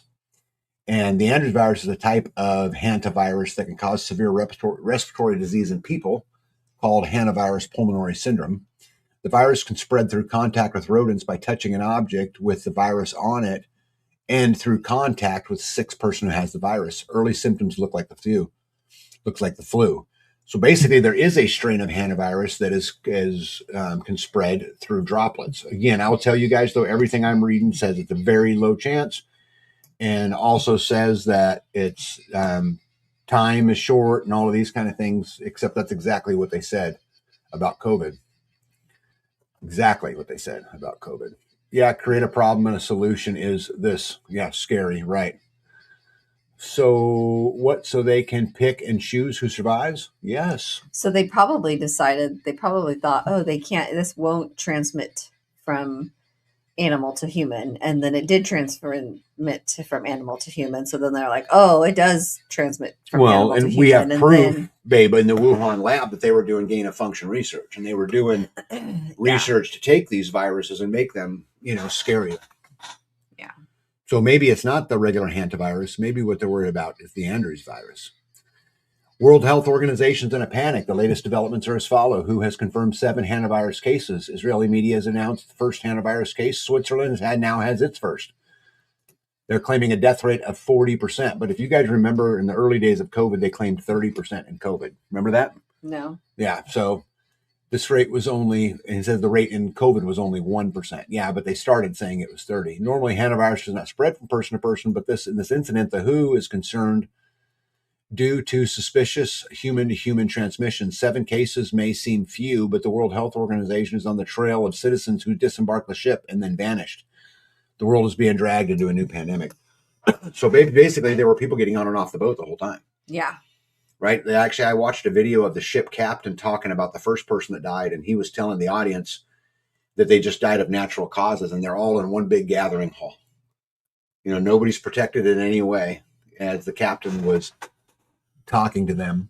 So they are lying about this hantavirus. I just came across something that is insane. You know how everyone is saying, don't let them get off the ship, keep them on the ship, don't let them disembark. Well, guess what? The Swiss couple, they flew back to Switzerland. They disembarked early, and now he went to the hospital and he has it. They're both in quarantine. They're monitoring her for symptoms. I was thinking, why would we let them off? This is so weird. So I started researching, and guess what, guys? 23 people, not just those 2, 23 people got off the cruise at the same time. Many went to travel to different places, continue their trip somewhere else. Many went home to Taiwan, to the UK, to Australia, Netherlands, and guess where else? Some even went home to America. 23 people already got off that ship between April 21st and April 24th, and we haven't heard a single word about it. Right. And they've all come in contact with somebody. Why would they want to scare us over a nothing burger? Well, I don't know. I mean, the thing is that to take the attention off of Iran, to take the attention off the collapsing dollar, the inflation, the gas prices, there's a million reasons, right? Why, keeping us in this constant state of fear is healthy. And the problem with this game of fear, which is what I really believe a lot of this is that the next fear has to be scarier. Mm-hmm. You've seen a lot of stuff. I don't want to derail this conversation, but you've seen a lot of stuff online about the UFO files. What's scarier than a plague? What's scarier than World War III? What's scarier? I don't know. They just have to keep, kind of notching it up.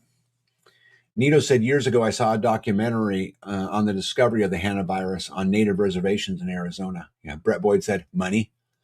There's the other one, right? There's the other one. They must not be sick. Yeah, look here, not there. Yeah. There were only 150 people or so on that cruise, pretty small.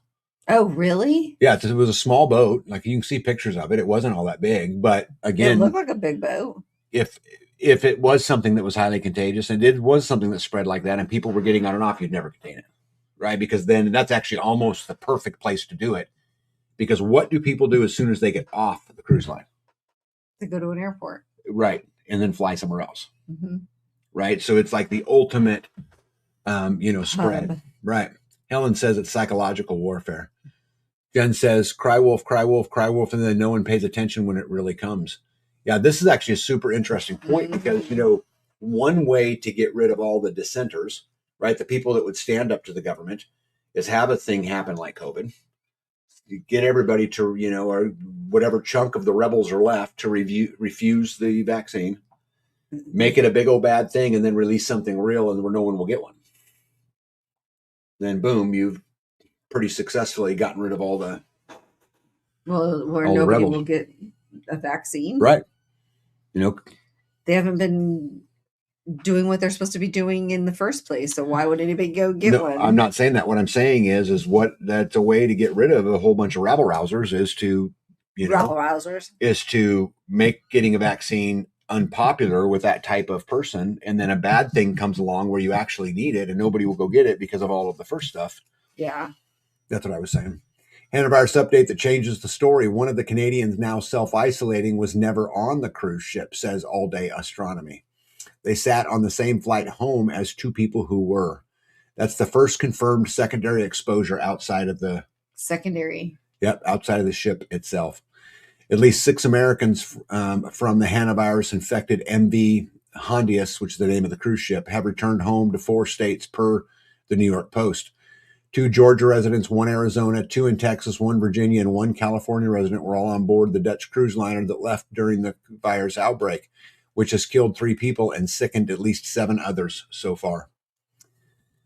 1 minute there's an alleged outbreak on some random cruise ship floating in the middle of the ocean. No ports, no airports, just a floating petri dish. 24 hours later, confirmed cases are popping up in Holland, Singapore, and probably everywhere else by breakfast. That's how hannavirus does not hitch rides on planes like normal virus. It does not wait for docking. It does not need vectors. It just appears, teleports, manifests like it got the group chat memo, global rollout, go time. This is not an epidemiology. This is sorcery or a perfect timed release. Let's see here. 4 a.m. still comes early. Good night. Good night, RN. See, Brett Boyd says, tag only if you live in heavily populated in the country, we aren't exposed as much. I agree with that. And many of us live in the country by design, right? All welfare is based on deception. Sun Tzu. Yep, I agree with that. I still hole up in my home waiting for monkeypox to pass. Laugh out loud. Yeah, and it's crazy. Since COVID, we've had all kinds of them, right? Monkeypox, and there was a handful of other ones that they tried to, scare everybody, but here we are. Let's see here. Dana says rat droppings. That's what they say causes it. But apparently it's transmitting, if these stories are true, it's transmitting human to human. Let's see here. Globalist launch. COVID 2.0 as hannavirus spreads worldwide. EU tells citizens that it may be time to mask up. Just like a light switch. When they start to turn off this Iran war, they flip on the switch for the hannavirus. Flight attendant who had contact with a passenger who died from the hannavirus in the Netherlands has now been hospitalized. Where did this virus come from? All of a sudden, I sure hope it's not like COVID.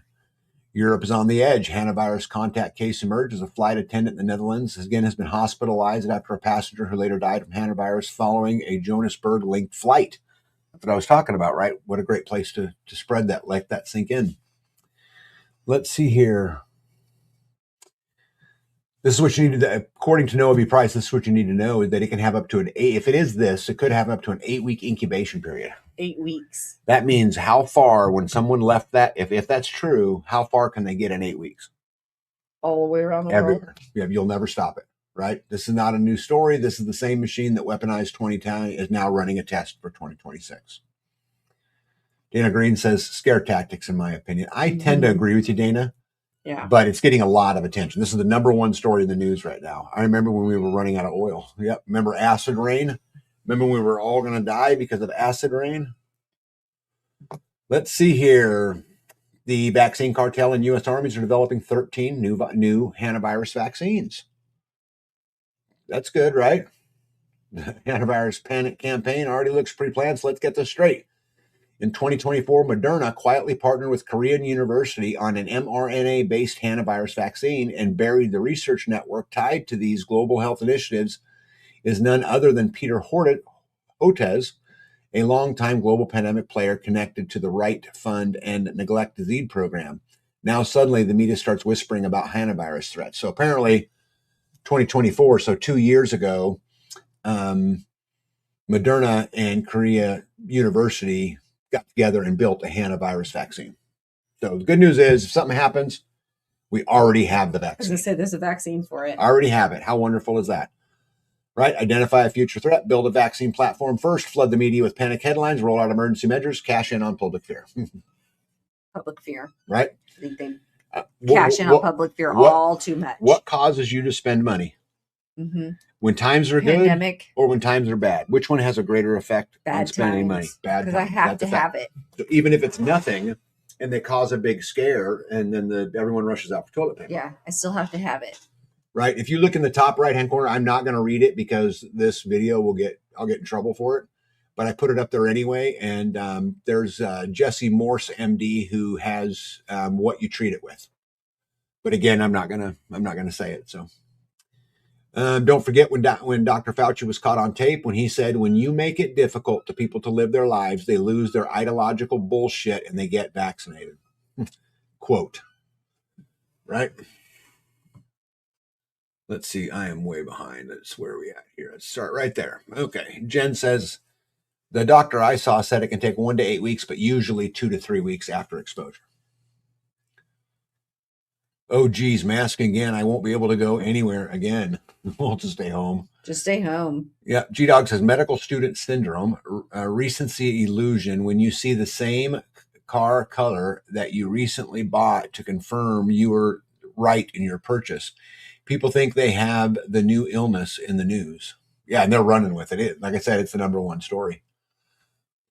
Dana Green says, run the other way. Mario, what's up, buddy? Said, I'm waiting for the good news. I just told you the good news. They already have a vaccine. Oh, that's good news, I guess. Yeah. All you got to do. They already have Mario. it. Yep. Wow. Magic 8 Ball. Billy Joel needs to write a 2020 version of the song We Didn't Start the Fire. No doubt. No doubt. Actually, why don't you just have Mike write it, Jen, and then he can sing it in karaoke? Oh, that'd be a great idea. Sing it in karaoke. Well, I'll read it. Yeah. We didn't start the fire. Oh, you know those words, until don't Fauci you? was turning, right? I mean, have Mike can do it. He's creative that way. Yeah. Let's see here. Rick Sanchez says, and to many of your guys' points earlier, the hantavirus is just a distraction. Not even a good one. It does not spread human to human. It is linked to exposure to infected rodents in their waste.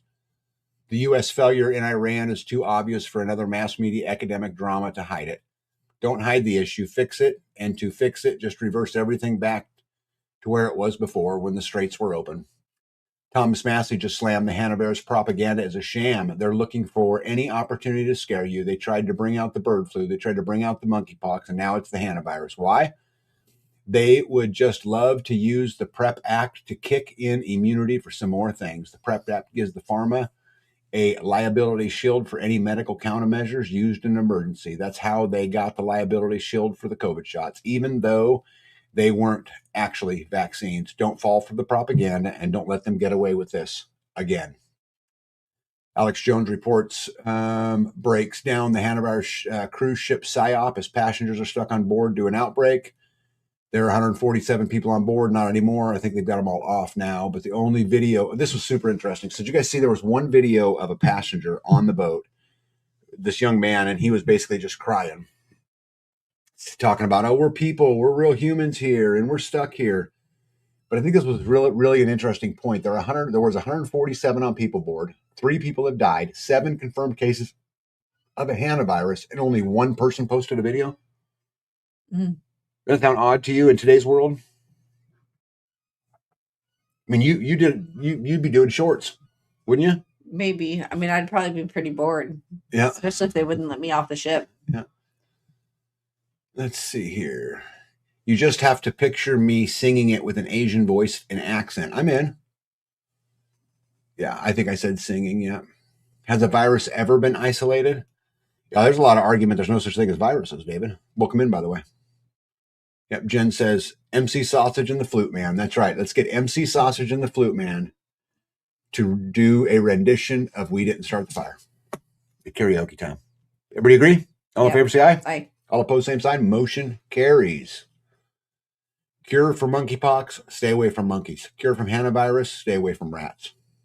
But he's going to say Hanta. Carrie Davis said, didn't Gene Hackman die of hantavirus? I actually think it was his wife that died of hantavirus, wasn't it? Maybe he did too. Well, they died together. They died at the same time, didn't they? They found them together, and like their dog was dead too, or something crazy. Dr. Jeff Bark, I thought this was such a cool point. No, not cool, just profound point. He says, I don't care if the bird flu joins forces with HIV, monkeypox, and COVID to become a Marvel comic super virus. I'll never comply with another public health order the rest of my life. And this worries me because, you know, if something bad did get out, the Spanish flu, right? Something that really had significant, they've created so much distrust in our leadership and in our government, right? Yeah. You trust them? I don't. No. You running to get one? I ain't. No. Yeah. Anyway. Not right now. I'll keep you guys posted. There's a reason Walmart TVs are so cheap. Walmart paid $2.3 billion to put advertisers in your living room. A new Vizio will not turn on without a Walmart account. Walmart paid $2.3 billion in December 2024 for the rights to make that rule. So basically what they're saying is one of the reasons why TVs have gotten so cheap and will soon be free, okay, is because you're not going to be able to turn them on without a paid subscription. So you're going to have to sign up to a subscription. You know, I used to be a huge NFL fan, and it used to be where you could, you know, watch over the airs and get a lot of the games or maybe buy NFL Sunday ticket. But now you can't.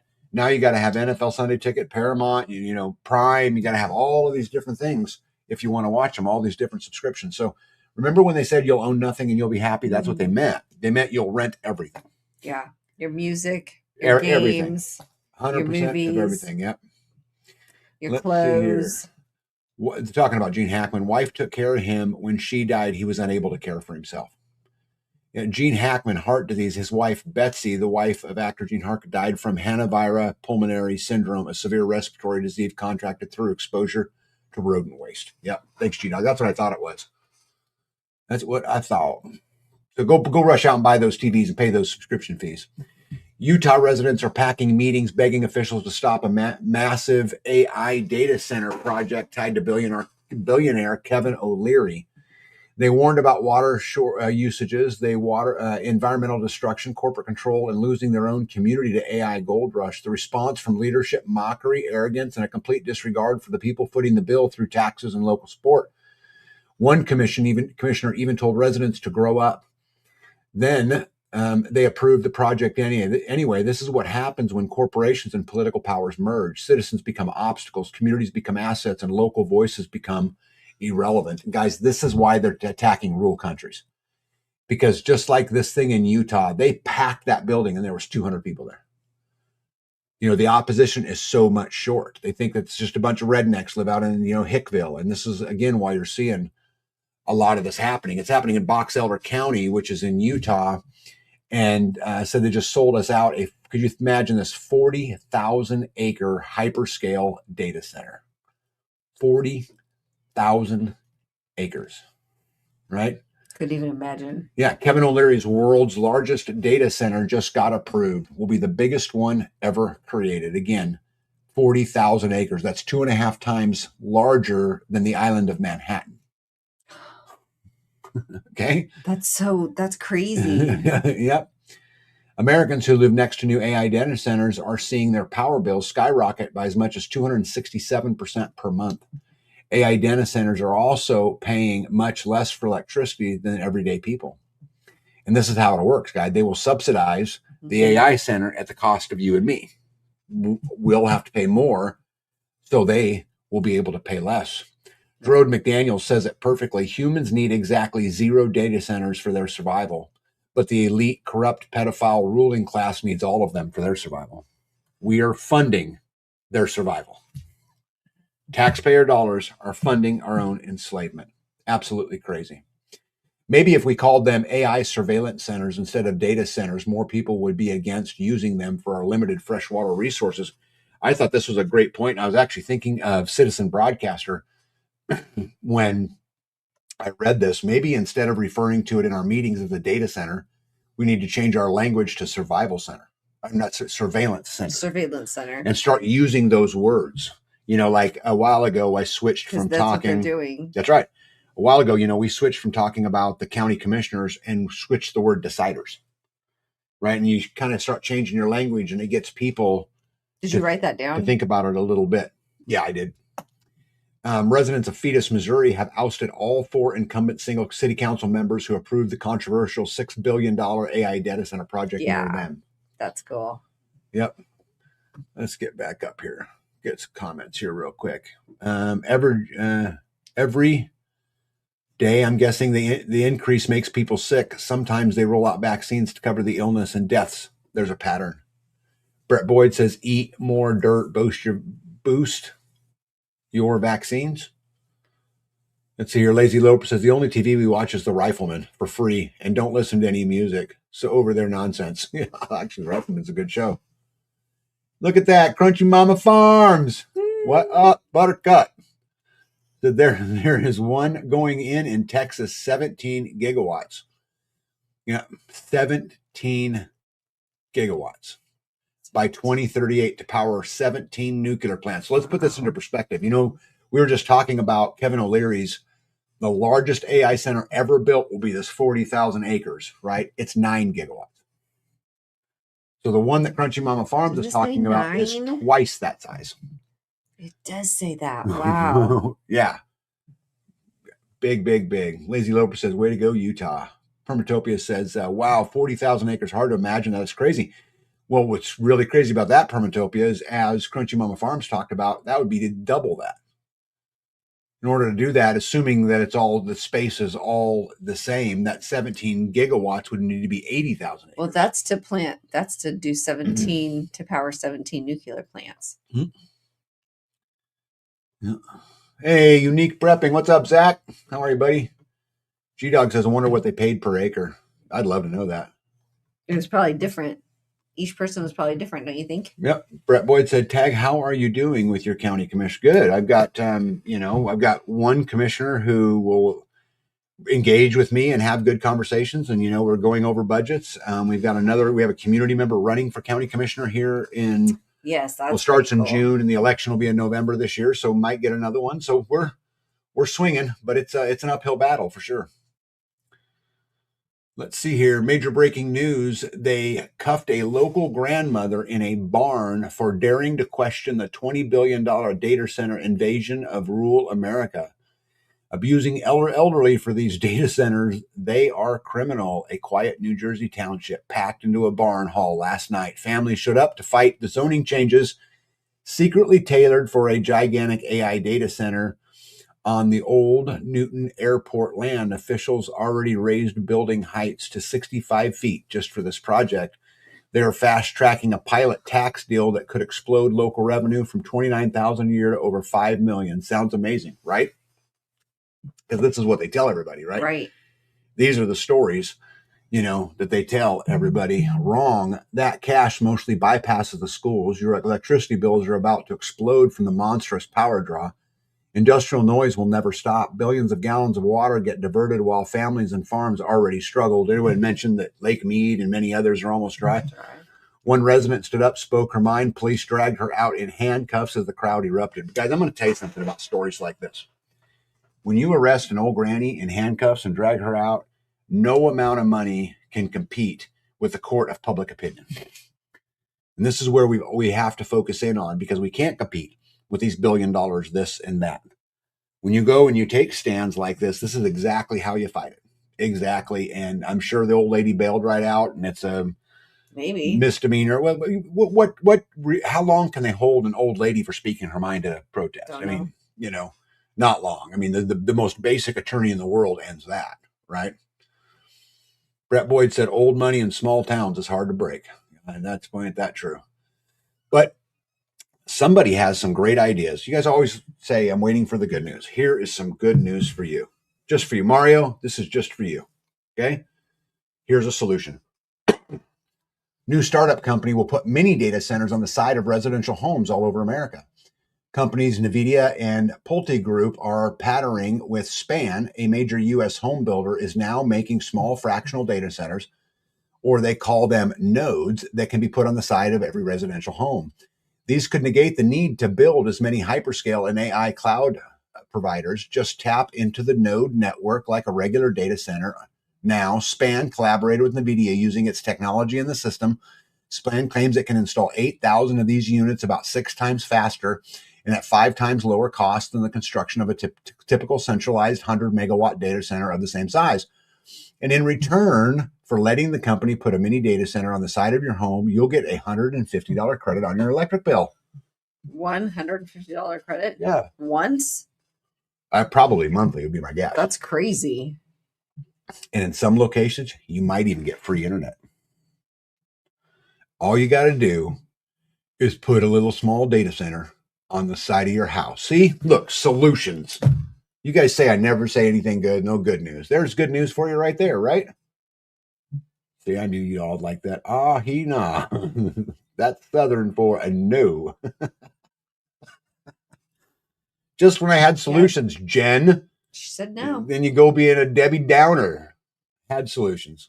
Had them.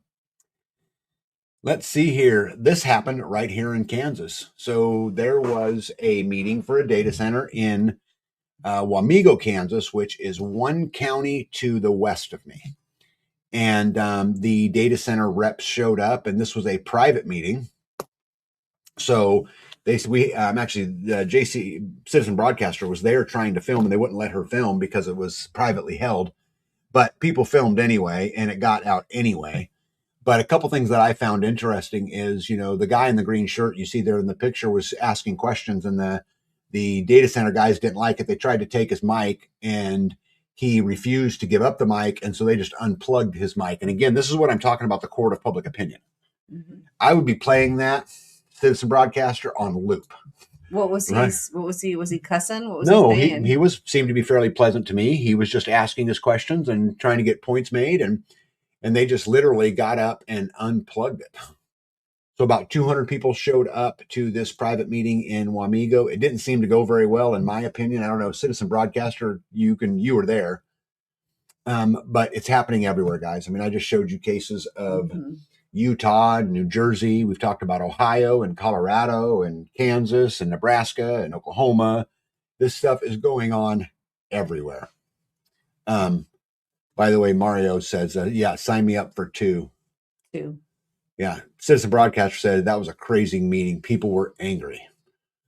Yep. And you guys, there's ways to fight back. And one of the ways is there's a hyperscale data center at the Hyperscale Data Center Symposium, Tuesday, May 12th at 7 p.m. at the Goddard High School Auditorium in Goddard, Kansas. They're having a meeting about how to fight data centers. And what are the things that we can do in our local counties to actually fight back? And I bet you this would apply to solar farms. This would apply to nuclear plants. This would apply to any of that AI generated stuff, that the knowledge you would learn in this might be good. I don't know if you've seen that Citizen Broadcaster or not. Oh yeah, there you go right there. I will be attending the meeting in Goddard. Hopefully they'll let you record it, because that'd be great information to share. If you can record it, let me know. Live would be best. Well, even if you can't do it live, if you get it out there on your channel, let me know, and I'll pump it on this side, share it. Or what you can do, I don't know if you use StreamYard or not. If you send me a StreamYard link, I'll broadcast it to my audience at the exact same time, and we'll get that. We'll absolutely get it out there. But it's happening absolutely everywhere. And I think the rural parts of America don't have as stringent zoning. So it's easier to get approvals for things. They think that's a bunch of dumb rednecks. And, even just like, Citizen Broadcaster was talking about, the room was packed, but that means 200 people, guys, where these are little counties with, not a lot of people in them. But as I understood, it was about 200 people that actually showed up. Insane. Absolutely insane. One of the questions that was asked at that meeting was, who is your client? What a great question that is. Who is your client? Well, let's ask BlackRock CEO Larry Fink tells the World Economic Forum that the world must move faster towards digitalized currencies under a single unified blockchain to reduce corruption, right? So in order to reduce corruption, we need to be able to store massive amounts of data. Insane.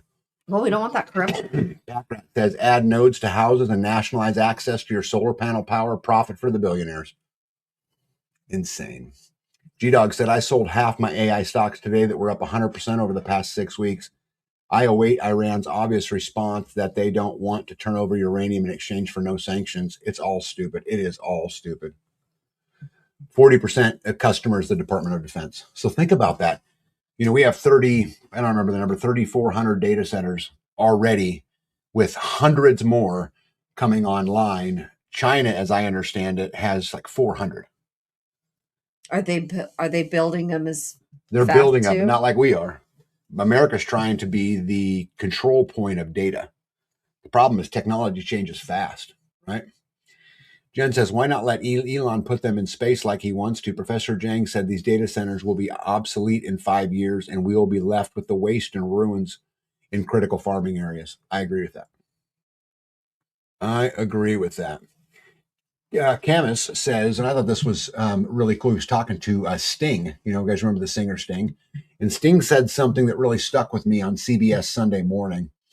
He said, all of us are in danger of losing our work to AI, everyone, whether you're an artist, a journalist, or a lawyer. This technology could replace all of us. His takeaway, the only thing that will truly save us is community. Supporting the people next to you, looking out for each other. In a world racing towards automation and isolation, real human connection and mutual support might become our most valuable currency. I've been telling this more and more lately. No matter how advanced the tools get, the relationships we build are what actually anchor us. What do you think? Is community the real answer to surviving the AI revolution, or is there something else we need? And guys, I'm going to tell you something. I've been saying it a long, long time too, that currency is that relationships is our next currency, right? It's about who you know, what relationships you've built, what trust you've built over time. See here, G-Dog says shopping data centers equal shopping malls. How like shopping malls are empty now. Yep, they're a dying thing. Brett Boyd said, yes, we just got a solar field put in 350 acres, but under the ag tax, so county gets little of nothing, but the wealthy make plenty. Nobody showed up to protest, maybe 30 people. This is kind of what we've been talking about too, is we have been asleep at the wheel. You know, we as human beings, we as Americans have been asleep at the wheel. I mean, the only reason they're doing this stuff is because we've let them get away with it. Right. Yeah. And now, I mean, I know of freedom warriors all over the country who are standing up in so many places and fighting so many battles, trying to find a way to get it back. And I hope we didn't wait too late. Well, I mean, they sure don't seem to be slowing down. No. But don't forget, you guys, if you're going to go fight stuff like this, it's the court of public opinion that'll make you win. You have to remember that media. And the more you can catch them and stuff like that, you got to videotape everything. I would encourage you not to have a single conversation with a single public official in any format without that conversation being recorded 100% of the time. That would be my advice to you. I'm going to skip that one. Let's see here. Whirlpool's CFO said appliance demand hasn't been this low since 2008. Retail sales post sharpest drop in over 40 years in the United Kingdom, and in the United States, the Consumer Health Index is down to 23.8. So they are saying that the consumers are in a distressed level. Okay. So basically the consumer side, nobody is wanting to buy much. As far as they obviously buy food, right? But put them on properties of the elected critters who are pushing for them and the company executives, right? That'll never happen. We wish, right? Mainstream media is now confirming that we are being robbed at grocery stores and places like Walmart. And again, I'll kind of ad lib as we go through this because we're running out of time. This guy went and bought a 12-pound bag of flour at Walmart, put it on the scale, and it was 6.87 pounds. I saw that. That was 6 pounds, 8.7 ounces. That's cat food. Oh, was food. it cat food? Sorry. Thought it was flour. But it was supposed to be 12. It was supposed to be 12. Yep, I found an interesting article about grasshoppers showing up in pickle jars, but again, I'll blow right by that. Right. Yep, let's see here. What's going to happen in grocery stores when prices triple? $75 for 3 steaks. So food inflation is going. Potato prices in Europe have surged over 700%. And everybody made fun of me because I went and bought 100 pounds of sweet potatoes this year. Did you notice that? Potatoes, 700% in the last month. I believe it. It's insane. Go ahead, say it. It was almost $80 to put gas in my car. You say it. Tag, you were so smart. You're right. Thanks for getting 100 pounds. You're right. I'll follow you. The good news is I got, again, more good news that I have baked in to the live tonight. You don't have to worry about potato prices because for many Americans, we have now found out that Pringles actually contains no potatoes. That doesn't surprise me. So you can get your potatoes, eat some Pringles. What do you think? You're not getting potatoes from Pringles. Well, but it's like kind of like that. No. No, nothing like that. It's flour. All right, we'll leave it there. I got about 8 more slides. That's okay. Yeah. Well, I hope you guys enjoyed the good news of the live tonight, because there's a lot of good news in there. You know, the truth is there really is. There are people standing up. There are people are gathering. There are people that are starting to notice that community matters. There are people that are starting to understand to pull themselves away from the system, get themselves to be less dependent. And I think that's really the message that I'd like to leave with you guys tonight is first, trust yourself. Trust yourself that you can you can protect yourself and you can provide for yourself. Trust your loved ones. Hold yourself accountable and hold your loved ones accountable. Right? You can do it. It's just hard work. You know, I had a phone call today from one of my employees who is basically the plant manager for a plant. And he said, "Man, you got in my head." I'm like, "Really? What's up?" He said, "I spent all day pulling weeds. We are not going to use any spray this year in their gardens." Right? Good. So you can actually do it. You just have to get committed to go do it. And, you know, I know it's hard work, but the harder work is later on in life when you're malnutrition and you've been feeding yourself shit the whole time. And now you're laying in a hospital bed. You know, that's real hard work too. So it's going to be hard. You just got to, as Callie always says, you know, choose your hard. And I'm going to choose the hard of taking care of myself and holding myself accountable and responsible for the people I love. And I would encourage you guys to do the same. Trust yourself. What do you got to say? I like that. I wrote, keep growing in knowledge and relationships. You know, it's been real fun collaborating with all the ladies and learning from different ways. And, you know, one lady's like, "I would never have done it like that." And another lady's like, "Oh, this is always how I do it." And it's just, you know, we're learning along the way. And then it's been nice to be able to send home, you know, the bounty with them too, right? To be able to share along the way. So it's learning, keep growing in all of the ways. Yeah. Well, and guys, don't forget that now's the time to learn. Now is the time to experiment. Now is the time to take risks. Now is the time to do those things while you still can, you know, because you'd hate to have to learn all these things when it actually mattered, when it was the only food you were going to eat all winter long. Yeah. Right. Then you want to be using your tried and true, what you did along the way. But anyway, the good news is you guys were here tonight. Because you guys were here tonight, that means you're a long ways on the way anyway, because you're like-minded and you're doing a lot of those things just like we are. Thanks for, you know, helping us through our journey. And I hope we've contributed to yours, and we'll see you guys in a week. Next week. Be out. Tag out. Good night, everybody. Happy birthday. Thank you.